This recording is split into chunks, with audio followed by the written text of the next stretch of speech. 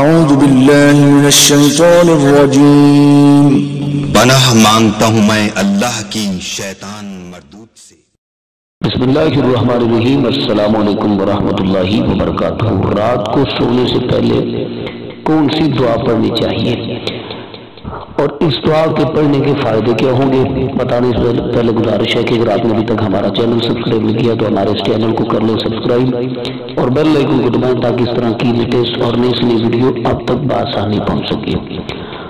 رات کو جب بستر پر لیٹے تو یہ دعا پڑھے، اور جو شخص یہ دعا پڑھتا ہے اللہ تعالیٰ اس کو شیاطین کے تمام وسوسوں سے محفوظ فرماتا ہے، اللہ تعالیٰ برے خوابوں سے اس کو نجات عطا فرماتا ہے اور بری حرکاتوں سے سے محفوظ فرماتا ہے۔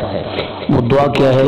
بسم اللہ الرحمن الرحیم۔ اللہم انی اعوذ بک من عمل الشیطان وسیئات الاحلام۔